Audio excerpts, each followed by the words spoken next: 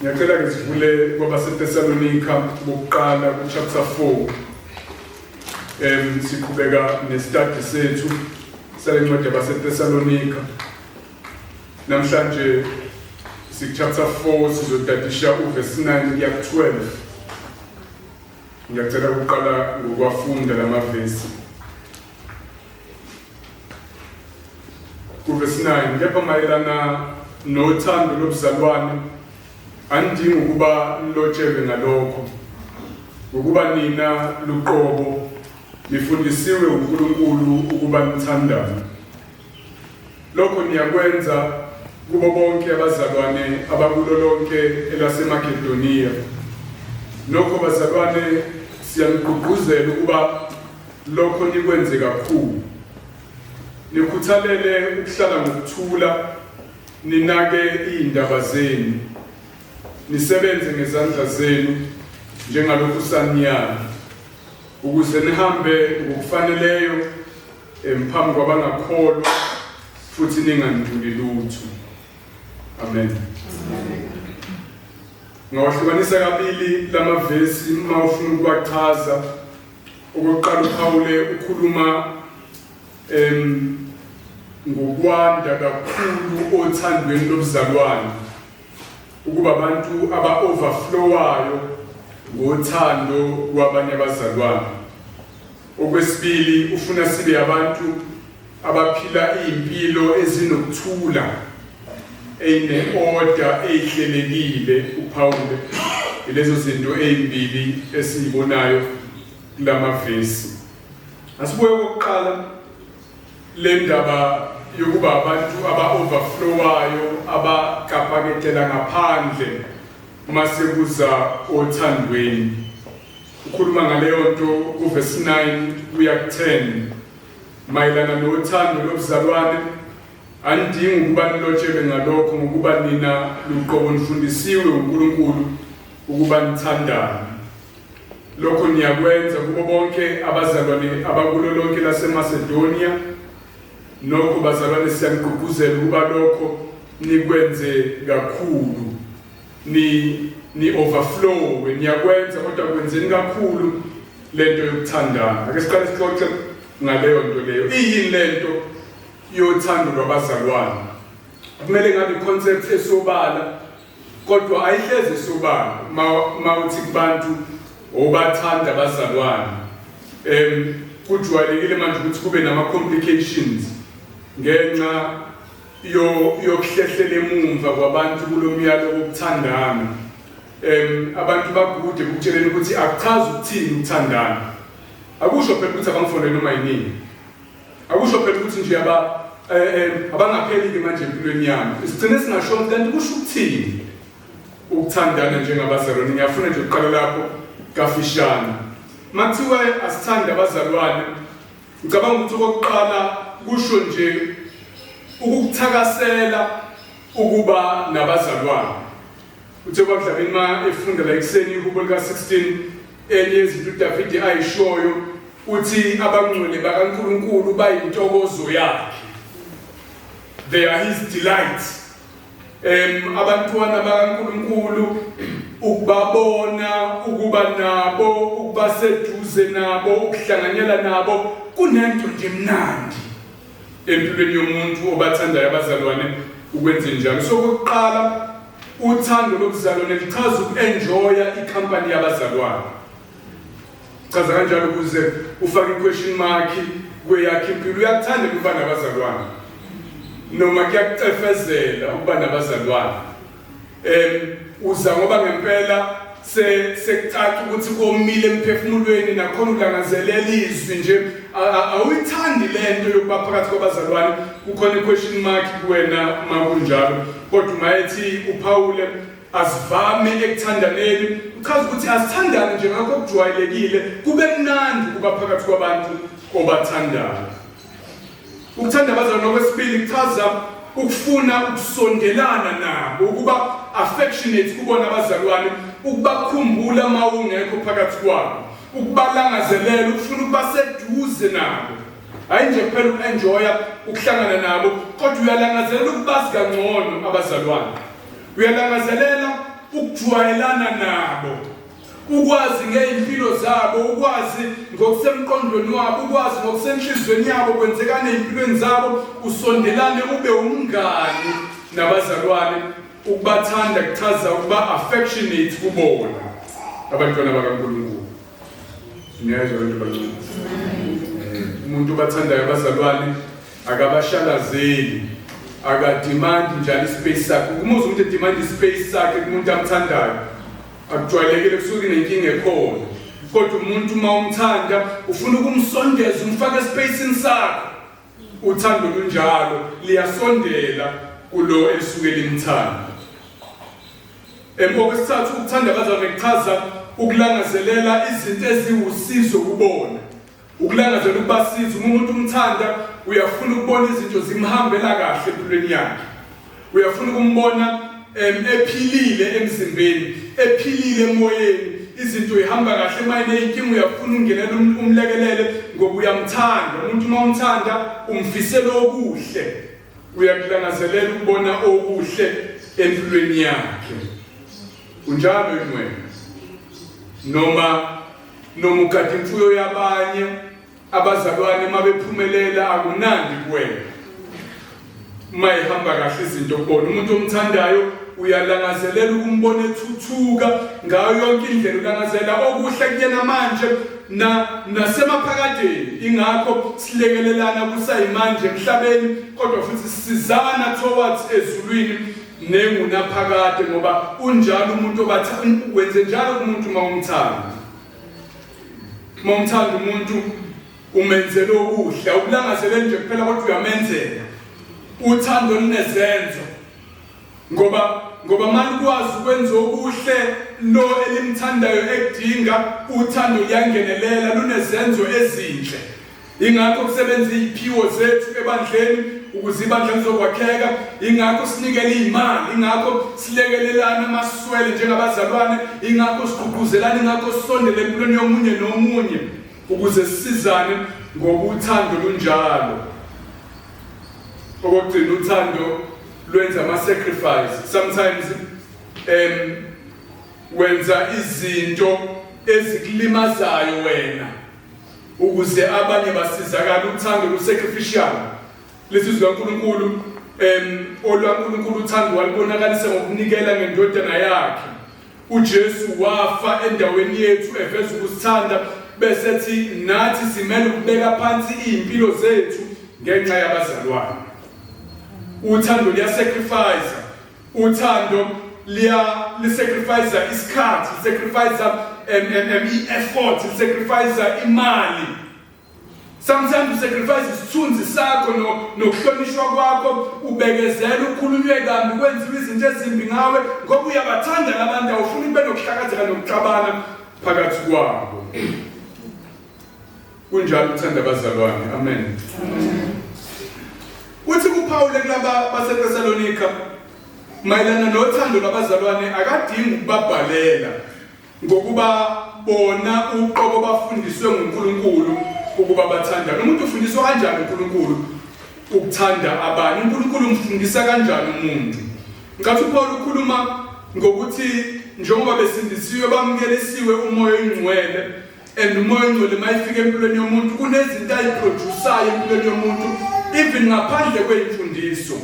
uPaul akakababhaleli ngothando, akakabafundisi ngalo, kodwa liyayiqhubukela nje naturally enhlizweni yomuntu osamkelisa umoya oyingcwele. Ngamanye amazwi umuntu osindisiwe ngempela, ezinye zezinto ombona ngazo ulokuqubuka kothando enhlizweni yakhe for abanye abazalwane. Amen. Kuhle ukuyigcizelela lento ngoba bayanda abantu abanenkolelo ukuthi basindisiwe, kodwa abawathanda amabandla kaNkulunkulu, ababathanda abazalwane, abafuna ukusondela kubona, kodwa they are convinced enhlizweni zabo ukuthi basindisiwe, noma lungekho nhlobo uthando olubenza balangazelele abanye abantu abasindisiwe. Umoya oyingcwele mayisekhona empilweni yomuntu uyamfundisa, uyamenza abe nenhliziyo enothando kwabanye abazalwane. For example, kwabaseRoma chapter 5 mangikufundela, uverse 5 uthi ithemba alijabhisi ngokuba uthando lukaNkulunkulu luthululiwe enhlizweni zethu ngomoya ongcwele esimphiweyo. Uthando lukaNkulunkulu kubantu abasindisiwe luthululiwe, lafakwa enhlizweni zabo, ngakho liyaqaphatha ngaphandle, liyachichima. Akakwazi umuntu osindisiwe ukungabi nothando kwabanye abazalwane. Umoya ongcwele maye khona empilweni yomuntu osindisiwe uyaliproduce uthando. Yingakho uJohane mayibhala incwadi yakhe uFirst John kuneyindawo eziningi zokucaphelela ezinye zazo la asebenzisa ukuthanda abazalwane njenge test yokuthi umuntu usindiswe ngempela yini. For example, lapha First John chapter 3 uverse 13 uthi ningamangali bazalwane uma izwe linzonda. Athi ku14 siyazi ukuthi sidlulile ekufeni sangena ekuphileni ngokuba siyabathanda abazalwane. Ongabathandiyo uhlezi ekufeni. Umuntu ozonda umzalwane wakhe ungumbulali. Niyazi ke ukuthi akukho umbulali onokuphila okuphakade. Ungamangali manizondwa izwe liyabazonda abazalwane.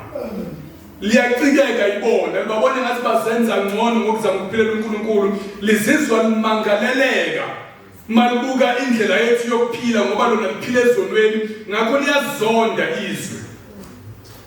Umuntu ozonda abazalwane uphila ezweni. Kodwa verse 14 siyazi ukuthi sidlulile ekufeni. Asebona abantu abaya ekubhujisweni, asafile ngokomoya, sesiyaphila ngokomoya, sizelwe kabusha, siyakwazi lokho ngokuba siyabathanda abazalwane. Uyayizwa leyo logic? Enye indlela ongazi ngayo ongayichecka ngayo ukuthi wena umuntu odlulile ngempela ekufeni wangena ekuphileni ukuthi inhliziyo yakho iyabathanda yini abazalwane. Ongabathandiyo uhlezi ekufeni. Umuntu ozonda umzalwane wakhe uyafana nombulali. Akekho umuntu owumbulali, ngamanye amazwi akekho umuntu ozonda umzalwane onokuphila okuphakade. Ishubile kancane nje bazalwane. Ifuna ukucabangisisa. Ifuna ukucabangisisa bese uyayisetha futhi manje njoba ngikhuluma nje. Akekho umzalwane omzondayo wena. Akekho umzalwane omnqenayo nje. Akusondele nje yena nama ngazi futhi. Mhlambe nake naxabana uyayothi usumxolelile. Uyayothi awunankinga naye. Kodwa awufunela ukuthi okuhlanganisa naye. Akekho umzalwane onjalo kuwena. Maye khona kuzomela uyinqobe leyo nto ngoba lithi leli verse umuntu ozonda umzalwane wakhe akanako ukuphila okuphakade. Ngifuna ukuthi mina ukuzonda umzalwane is the opposite yokumthanda umzalwane. Ayikho into okuthiwa angeke ngisho ukuthi ngiyamthanda kodwa ngimzondi futhi. Ayisebenzi kwi-logic yeBhayibheli. If uyamthanda noma uyamzonda, uNkulunkulu akakunikeza uchance laphakathi nendawo. Kuyona le ncwadi chapter 4 First John uthi ku verse 7 bathandekayo kumele sithandane ngokuba uthando livela kuNkulunkulu. Bonke abanothando bazelwe nguNkulunkulu futhi bayamazi uNkulunkulu. Simele ukuthandana ngoba into kaNkulunkulu lento yokuthandana between ubaba nendodana nomoya ongcwele kuchichima uthando. Between uNkulunkulu neyingilosi ezulwini kugcwele uthando. Ngakho bonke abantu abazelwe uNkulunkulu bayamfuza uNkulunkulu ngokuba abantu abanothando. Baveza ukuthi bayamazi uNkulunkulu. Athi ku verse 8 ongathandiyo akamazi uNkulunkulu ngokuba uNkulunkulu uluthando. Awukwazi ukuclaim ukuthi uyamazi uNkulunkulu, uzelwe uyena, unomoya kaNkulunkulu kuwena, mawufa uya kuNkulunkulu bese ungamfuzi inhlobo uNkulunkulu. Bonke abamazi uNkulunkulu banothando ngoba uNkulunkulu uthando. Uthi ku verse 12 akekho umuntu osewake wabona uNkulunkulu. Uma sithandana uNkulunkulu uhlala kithi. Uma sithandana uhlala kithi, masingathandana akekho phakathi kwethu uNkulunkulu. Umuntu ongenalo uthando kwabanye abazalwane uveza ukuthi uNkulunkulu akekho empilweni yakhe. Khona enye into not uNkulunkulu. Bese nothando lakhe liphelele kithina. Uthi kuyona chapter 4 verse 19 uthi thina siyathanda ngokuba nguyena owasithanda kuqala. Yekho umuntu ethi ngiyamthanda uNkulunkulu kodwa ezonda umzalwane wakhe ungumqambi manga umuntu onjalo. Qamba manga awumthandi uNkulunkulu mangamthanda umzalwane. Ngokuba lowo ongamthanda umzalwane wakhe ambonayo angemthanda uNkulunkulu angambonanga. Yebo wasinika lo myalo kuverse 21 uvela kuNkulunkulu masiwugcine lo myalo uthi othanda uNkulunkulu makathande nomzalwane wakhe. Amen. Uthi uPaul abazalwane baseThesalonika masikwela khona babe bathanda abazalwane kuyona yonke leya province yaseMakedoniya eMacedonia babeveza uthando. Mhlawumbe lwalivela ngokuthokoza kwabo mhla besindiswa sebeza ukuthi kanti khona nabanye abazalwane abasindisiwe la kwiprovince yethu bayabalangazelela ukubabona, mhlawumbe bababhalela incwadi, mhlawumbe bayabavakashela kunothando nenjabulo yokwazi ukuthi khona abantu abafana nami njengoba nami sengisindiswa. Ngiyakhumbula ukuthi nami nganginjalo ngesikhathi ngisindiswa esikolweni grade 11. Before ngisindiswe ngangibabona be-strange abazalwane lezayingane ey'ngajoli ey'ngawudlali lo mculo esiwudlalayo ey'ngagqoki ngale ndlela esigqoka ngayo. Asikho nje ey'ntweni kuthiwani manje ba-weird. Ngangibabona benjalo abazalwane ngibancena wawungeke ungithole kulezo y'kokelo. Ngalolo lesihlanu engasindiswa ngalo wawungeke usangithola anywhere else. Ngangithi nini break ukuze sibe semkhulekweni. Zinini iy'nkonzo ukuze sihlanganyele, ngicele ekhaya ngoba ngihlalela monke ngifunde emlazi ngifuna ukuyohlangana nabazalwane labahlangana khona kwazenzekela nje. Ngingazange ngiluleke umuntu. Unjalo umoya ongcwele sefikile enhlizweni yomuntu. Mhlawumbe naleli bandla laseThesalonika lalinjalo mhla selisindisiwe lezi ukuthi khona abanye abazalwane kwezinye indawo eMacedonia lavele lagcwala uthando lwafuna ukusondela kubo. Manje uPaul ngasho kanjani ukuthi abaqhubekele phambili sebeyabantu abathandanayo bona bathanda neprovince yonke. Usho kanjani Paul ukuthi abaqhubekele phambili othandweni? Uyambona ukuthi usho njalo lapha kuverse 10 uthi lokho niyakwenza kubo bonke abazalwane abakulo lonke iMacedonia. Nokho bazalwane siyagqugquzela ukuba lokho nikwenze kakhulu. Bagcwele uthando, bathanda ngisho abantu abangekho ebandleni labo abakholwayo kwezinye indawo. Uthi uPaul abaqhubekele phambili kakhulu kulokho. Lokho nginikeza umqondo wokuthi lento yokuthandana uNkulunkulu akalindele engabe kuba into emangazayo futhi ibe impressive mabazalwane beyenze. uNkulunkulu akalindele ukuthi ibandla elinothando lishaye izandla abantu bamangala ukuthi baze banothando abazalwane. Cha. uNkulunkulu ulindele ngabe norm lento yokuthandana emabandleni. Ngangokuthi afuna ukusho kubona ukuthi ake nichichimeke manje niqhubekele phambili kakhulu ngoba ukuthandana is the norm phakathi kwabazalwane. Amen bathanda. Uthando ebandleni kumele ngabe yinto eyejwayelekile. Ibandla akufanele lifane nezinye inhlangano labantu abangakholwa behlanganela khona la kubanda khona. La wonke umuntu ezamela ngokwakhe. Wonke umuntu ufuna ukuthi angamsebenzisa kanjani omunye ukuze yena phakame abambe lesiyasikhundla athole lesiyimali. Wonke umuntu ucabangele sakhe isithunzi nokwakhe ukuhlonishwa nokwakhe umndeni ebandleni akubi njalo. Nxa abantu besindisile ebandleni lo nalowo ucabangela omunye uphilela omunye. Ibandla is a place of love. Kumele kube normal ngangokuthi the only instruction esiyidingayo ukuthi asichichime othandweni. Sichichime othandweni.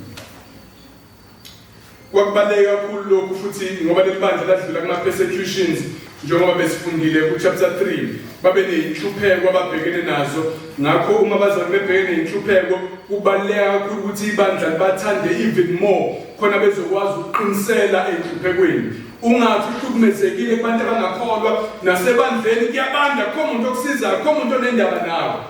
Kodwa ezinye zendlela uNkulunkulu asiza ngayo ukubekezela ezinhluphekweni ukuthandwa ebandleni. Ngakho asibeni njalo bazalwane. Nazi izinto engingazisho ukuyi-apply lento esiyifundayo ebandleni lasekukhanyeni.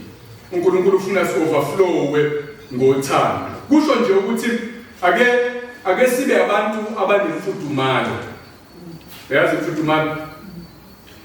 Uma abantu benemfudumalo uthi mawuqhamuka bayakunothisa, bayabona ukuthi khona umuntu okhona la. Uma ufika endaweni wanganakwa umuntu uyayuthi iyabanda lapha yana, ungachaza ukuthi ugodola ngaphandle ugodola emphefumulweni nakho umuntu ofike wakunaka. Sometimes noma bekunakile abantu kodwa bakushaye nje ngehlombe elibandayo bangavezi ukwamkela. Uyayuthi kuyabanda nje ngakho mangithi akube nemfudumalo asinothisane bese siyamkelana njengabazalwane. Akathi umuntu mayefikile ebandleni eze ukuthi yazi kwezinye indawo akunakwa ngoba ngiwumuntu kazana anginalutho kodwa la wonke umuntu uyanginothisa. Bayangamkela la banento nje engathi bayajabula ukuthi ngikhona.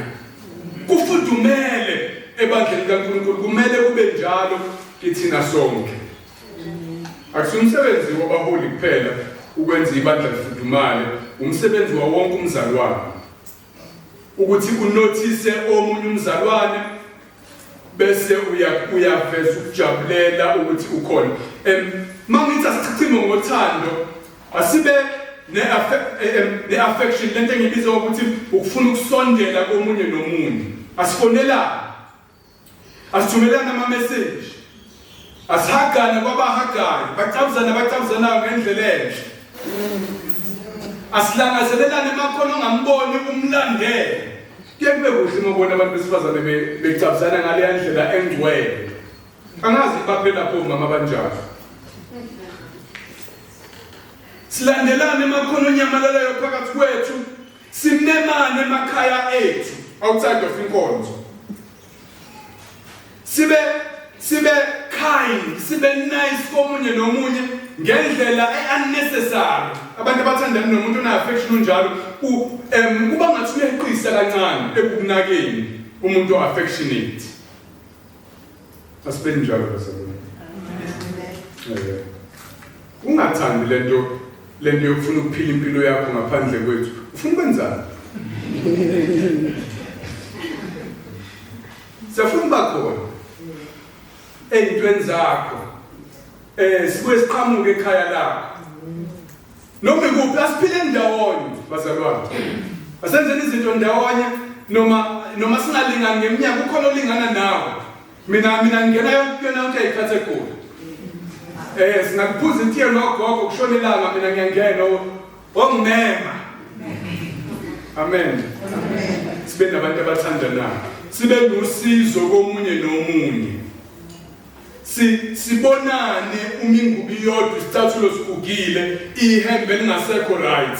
Asiphaneni izinto. Makhona uthola umthwalo asithulane imithwalo singenele ukulekelelana ngeyinkinga engahlangene nawe ngoba ziyamhlupha umzalwane tholakala empilweni yomzalwane mayidinga usizo nanoma ingayiphi indlela hayi nje okomoya kuphela kwala ebandleni iba ingxenye. Funa ukuba ingxenye yempilo yomunye nawe mzalwane bamkela abazalwane ukuthi babe usizo kuwena ngayo yonke into empilweni yakho. Asibe nesineke omunye nomunye bathandekayo. Makhona ukukhubana okwenzekile ungajahi ukumgweba umuntu, ungafuni ukuyiphindiselela. Ungalweli isithunzi sakho kodwa sibe nesineke ngoba sonke siyakhula. Asinikezane intambo ethe ukuba yinde siwamukele amaphutha kwezinye izikhathi singagadli singaqunuki singa-offendeki masinyane kakhulu. Uthando lunjalo. Then ngikhulumile ngokusacrifice asibe njalo ke bangcwele asivame othandweni. Thanda ukuthi uthando lwabazalwane akumelanga lukhiwe njenge-teaspoon njengoshukela omhlophe. Kumele lithululwe ngamabhakede. Fanele si-overflow saziwe kanjalo ukuthi sabantu abagixa bazenayo. Lelo gama lelo ngothando. Asidlulele kule nto yesibili uPaul akhuluma ngayo la, ukuphila impilo enokuthula kuverse 11. Nikhuthalele ukuhlala ngokuthula, ninake izindaba zenu, nisebenze ngezandla zenu njengalokhu saniyala, ukuze nihambe ngokufaneleyo phambi kwabangakholwa futhi ningantuli lutho. Yilento athi uPaul ukuhlala ngokuthula. ukuphila impilo enokuthula. Impilo enjani enokuthula? Impilo nje kokuqala engenazi ingxabano eziningi nabanye abantu. Khona abantu abangaphele engxabanweni. Makuxatshenwe ungagaranta ukuthi ukhona la. Impilo yakhe nje ayinakho ukuthula. Uqabele nabantu emsebenzini, uhambe amacala, uqabele nomakhelwane endaweni, emndenini uye olethe inxushunxushu, nasebandleni nje kuhleze kukhuzwayo, kuhleze kucishwa imililo esiqale uyena. Umzalwane unempilo enokuthula umzalwane. Okwesibili kuchaza impilo ene-order. Hayi nje phela ukuthi azikho inxushunxushu nokulwa, kodwa khona ne-order endleleni aphila ngayo lo mzalwane. Ayikho i-chaos nesiphithiphithi emndenini, emphakathini, ebandleni. Uphila impilo eqondile nje. Siyayazi impilo yakhe futhi umile kuyona. Siyamazi uyiphilisa kanjani ngokwezeyimali. Siyayazi ukuthi imali yakhe iqhamuka ukuze aphile. Siyamazi uphila nobani, uphila kuphi. Into yakhe nje straight ine-order, iyachazeka, akadidi lo mzalwane. Impilo enokuthula, impilo ene-order, uPaul uchaza lokho. Kusho futhi ukuba nokuthula ngaphakathi ke emoyeni wakho wena, okuza ngokumethemba uNkulunkulu. For example, uPetru uyakhuluma ngokuthula ku1 Peter chapter 3 uthi ku-verse 4, kepha makube ngumuntu osekusithekeni enhliziyweni, ohloba ngokungabhubhiyo komoya omnene onokuthula, okuyigugu phambi kaNkulunkulu. Umoya onokuthula ongenayo inxushunxushu kuwona muhle emehlweni kaNkulunkulu. uNkulunkulu uyafuna abazalwane babe abantu abanjalo. Uthi ngokuba babe kade beyihlobisa kanjalo besifazana abakholwayo, labo abethemba uNkulunkulu. Impilo enjalo iza ngokwethemba uNkulunkulu. Awudingi ukuyiphindisela lamawoniwe. Awudingi ukuthi ingabano nabantu, ngoba uyamethemba uNkulunkulu ukukuvikela nokukunakekela empilweni yakho. Awuyena umuntu ohlala ngokukhathazeka, ngakho unechaos, uhlala ushaya up and down, ufuna more and more. Kodwa uphila ngokwethemba uNkulunkulu, bese uyakwazi nje ukuzinza waneliseke la ukhona, impilo yakho iqonde, ibe ne-order impilo yakho. Nezo ndiza ngochaza. Manje hlanganaphi ukunaka indaba zakho nokusebenza ngezandla zakho nale mpilo uPaul ayishoyo? Umbonile uthenda uthi nikhuthale ukuhlala ngokuthula, ninake indaba zenu, nisebenze ngezandla zenu njengoba saniyana. Lento yokunaka indaba zakho nokusebenza ngezandla ingena kanjani kulento afuna yenzeke yokuhlala ngokuthula? Nawu ngale khathi uPaul ebhala kwakune social hierarchy noma ama-class njengoba esakhona namanje, abacebile, abale phezulu, aba-elite ngempela. Kukhona abathe baphakathi nendawo kodwa lalikhulu igebe between abantu abacebile nabantu nje abajwayelekile, abantukazana, bese kube khona igqila lapha phansi ekugcineni uma ngasummarize ama-social classes. Abantu abacebile ngalezi zikhathi babe unyanya umsebenzi ofuna ukwenziwa uwena ngezandla. Kwakuyichilo nje nehlazo ukuthi umuntu ecebile eyinto eyaziwayo atholakala entsimini ebamba igeja, atholakala ekitchen ethi izinto ngezandla. Omedem babengaxhiningisha izindlu ngoba zazi iningi igqila. Umuntu wayekwazi ukuthenga igqila yi-own, wakwazi umsebenzi wegqila lowo nabantu abakhomona, nabantukazana. Ngakho abantu babewudelela umsebenzi odinga ukwenziwa ngezandla. Bese labantu abaphakathi nendawo, ngathi khona laba ba-elite abalapha phezulu, laba abaphakathi nendawo abathanda izinto, abafuna ukufana nalabayana, nabo bayawunyansa-ke lo msebenzi wezandla ngoba bafuna ukufana ney'gqila, bafuna ukufana ney'khulu. Kodwa manje imali ayikho kubona. Ngakho indlela yokuthi baphile njengabo bayayimatanisa nalaba abantu abaphezulu, bayijwayelanise nabo ngenhloso yokuthi bathole ama-favor kubona, bamenye emaphathini abo, babasize ngemali khona nabo bezofitha ini kuleya upper class, kube sengathi abekho kulama-class aphansi. Kodwa manje leyo mpilo yokunkashela kubantu abaphezulu ihamba-ke nokubenzela izinto labantu. Lo muntu ohleze kuphi imali ufuna-ke umkhulume kahle phakathi kwabantu, khona uzoba negama elihle, uba njengesichaka sakhe nje ufuna ukukulawula. Uzokutshela ukuthi ungenzi ukuthi wenza ukuthi ngoba uba njengesisebenzi sakho ungaqondile akwenzisa umathanda ngoba ubheke ama-favor kuyena ukuze uphile lempilo ongayi-afford kodwa manje depende kuyena. Kwakuyinto ejwayelekile ngalezi zikhathi. Ma ufunda umlando ngoSomaroma ufunde ngepatronage. Izikhulu ezaziba nabantu abantukazana babehleze beyilandela nje beyisiza ngezimali bebafaka ezintweni bese bona babe njengama disciples wenza noma yini ayifunayo lo muntu noma ungasona isigcila sakhe kuphendula kube yisona ngoba manje uye okusiza ngezimali. Kusanjalo namanje sibangcwele. Angizwi. Angazi ukuthi ngifike kodwa injalo lento igwili mawuthanda izimali zabantu uyagaxela. Mawungakwazi ukuphila ngalempilo uNkulunkulu akunika yona oyi-affordayo uyithola ugaxele wenza izinto nongafuni ukuzenza ngoba manje ubhekile la kulabantu abaphezulu bese bona bayakusebenzisa ngendlela abathanda ngayo. Uthi-ke uPawule abazane sebesindisiwe manje kade bephila leyo mpilo leyo. Njengoba besindisiwe mhlambe lo muntu obunkasheleke nakasindisiwe yena. Akayithandi-ke lento yakho yensindiso manje wena usezi kwimkhosi yabo yezithixo zabo ngokuthi ususindisiwe. Manje uyangithunya nala emalini ngoba uyayithanda le mali usuneslingo-ke manje sokuhlubuka kuNkulunkulu ukuze uqhubeke emulontuze uzuze ngala. Ufuna ukufaka ezintweni wena uNkulunkulu angasafuni ungene kuzona. Kodwa une-challenge ngoba uyayithanda izinto zakhe. Uthi uPawule webazalwane ake niphume endabeni zabanye. Phumani ezintweni zabanye. Nisebenze ngezenu izandla. Musani ukuyiphakamisa. Nifuna ukumkashela kwabacebile. Yekani izimali zabantu abacebile. Ungene emasimini ngezakhe izandla. Udle sakhe isinkwa. Khona uzokwazi ukuphelela uNkulunkulu ungaqhubufwa umuntu.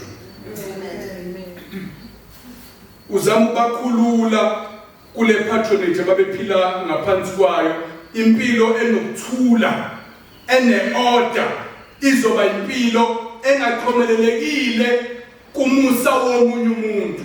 Uphila le impilo uNkulunkulu akuprovide ngayo wena engangawe ngangamandla uNkulunkulu akunika wona bese uzokwazi ukumhambela uNkulunkulu ungasabi ukuthi usibanibani uzothini mase ngenza kanje. Kwakuyinkinga futhi kwi-persecution.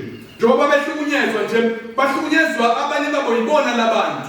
Kunzima-ke ukumela uNkulunkulu umelane nomuntu obheke nezinto zakhe futhi mayithi ngishiya uNkulunkulu.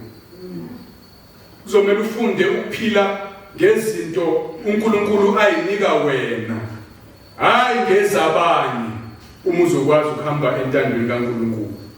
Uchaza lokho mayethi abantu abanake ezabo indaba basebenze ngezabo izandla njengoba wabayala uPawulu. Ibuye ngathi yayiserious-ke lento eThesalonika. Uphinda abhale ngayo kwincwadi yakhe yesibili. Angazi noma siqede la songena kuyona sobona. Kodwa ethi ngikufundele lapha ku-2 Thessalonians chapter 3.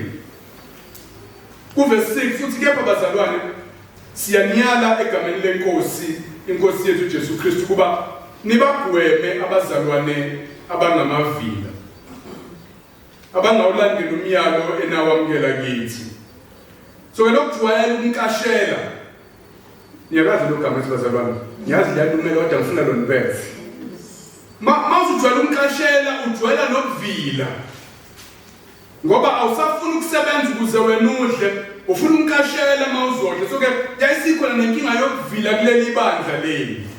So Paul siyabala abazalwane bangamavila abangawulandela umyalo enawunikwa yithini.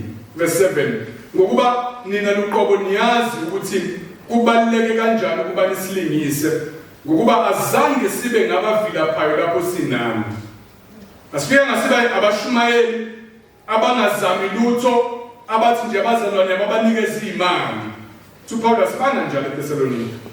Asidlanga sinkwa samuntu kuverse 8 ngesihle. Isinkwa sasidla sasikhokhela. Uthi kodwa sayikhandla sisebenza kanzima ubusuku nemini ukuba singabi umthwalo kumuntu. Asifunanga ukuba umthwalo kumuntu. Umuntu osindisiwe ohamba noNkulunkulu kumele anqene ukuba umthwalo kwabanye abantu.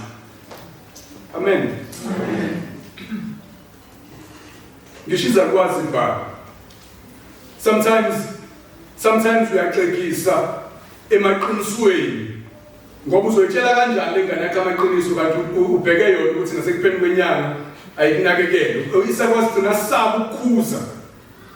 Umuntu agcina esaba ukukhuluma iqiniso kaNkulunkulu ngenxa yokuthi ubhekile jwayele ukuphila ngempesheni yakho. Oh ngayisho lento. Amen gogo. uNkulunkulu angakusiza uphile ngaleyane yakho ukuze uzoba nesibindi. Mabekusiza bakusize singekho izitringi zokulawula.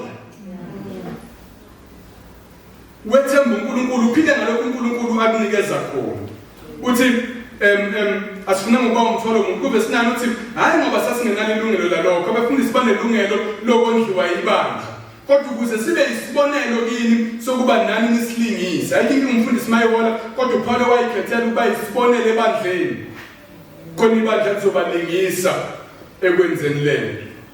Athi kube sena ngokuba nangesikhathi sisenani saniyala ngalokho ukuthi umuntu engathanda ukusebenza makangadli.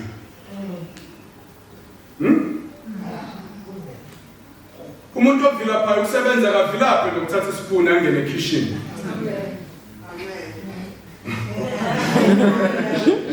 Amen. Verse 11 uthi ngokuba siyeza ukuthi abanye benu bangamavila behla benyuka bengenzi noluncane kodwa beyigaxa indabeni zabantu. Unjalo umuntu ovilaphayo unesikhathi esiningi sokukhuluma indaba zabantu. Akaxakekile njengabanye.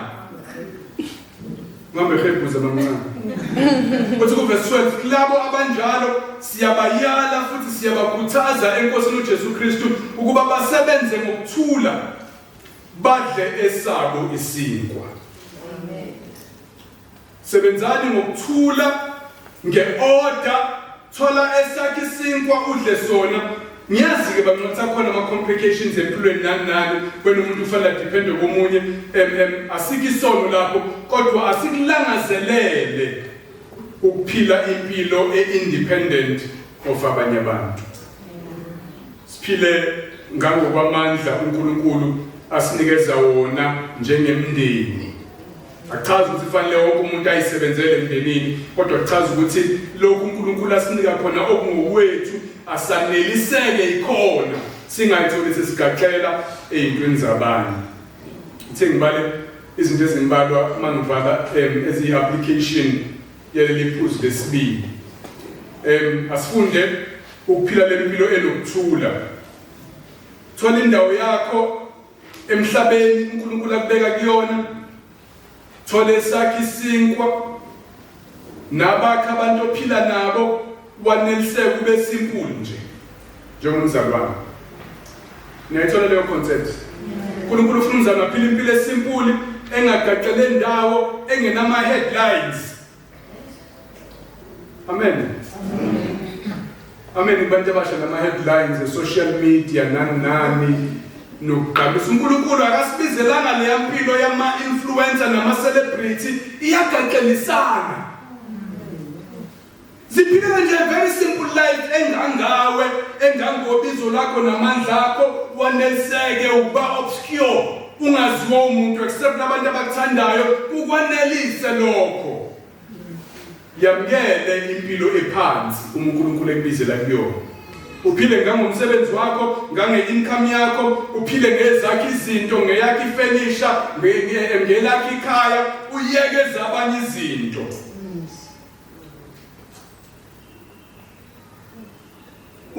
Ungathanda ukulapha ama-shoulders nabantu abaphakeme. Kuningi okonakalayo kuleyo nto leyo.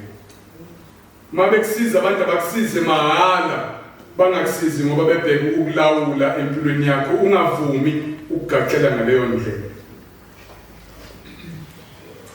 Impilo zabanye iyeke phansi except uma ungakwazi ukubasiza ngezinto ezithize. Ungabi nomhawu i-envy le ehlezi ibheka ukuthi umakhelwane unani bese uyaqhathanisa nokwakho uyithola ungasanelisekile. Ungabi ne-envy ungathandi izinto. Ngiyezwa bathanda.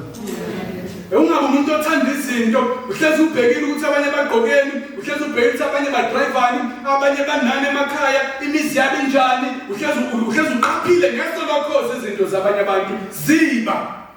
Ubuke nje lokhu uNkulunkulu akunike wena ugcwale ngakho. Bale zakhe ibusiso. Ubona ukuthi ayiningi yini ngokweyakhe impilo.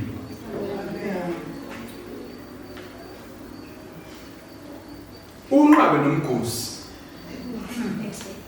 Amen kulo mgosi. Sibuyisididise thina i-social media ngoba yenza kujwayeleke ukugosipha ngendlela eyiphansi.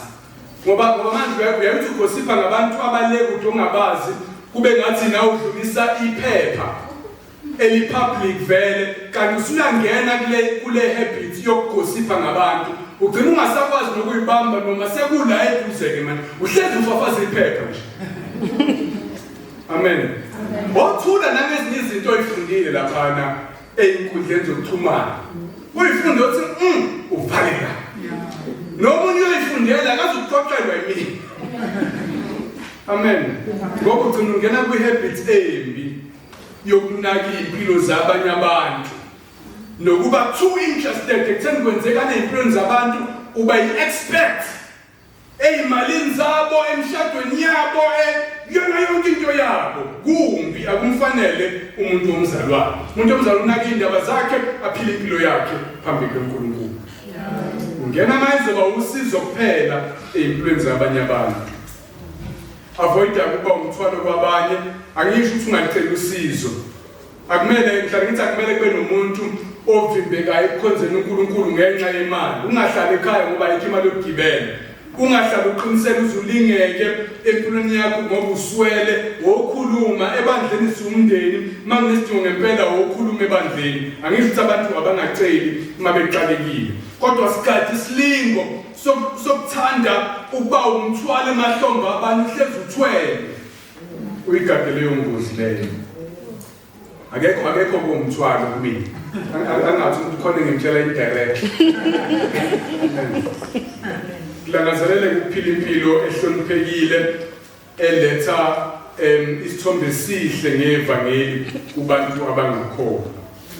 Ukusummarize, uNkulunkulu ufuna ibandla lakhe lithulule uthando ngamabhakede si-overflow ekuthandaneni bangcwele. uNkulunkulu ufuna siphile impilo ehloniphekile noma ingabe sisempofwini ey'mpilweni zethu singabe umuntu ohleze enkashele kwabanye sibe nesithunzi nesizotha nesidima endleleni esiphila ngayo ngokuthemba uNkulunkulu kulezi zinto asibizele kuzona. Amen. Asithandazele.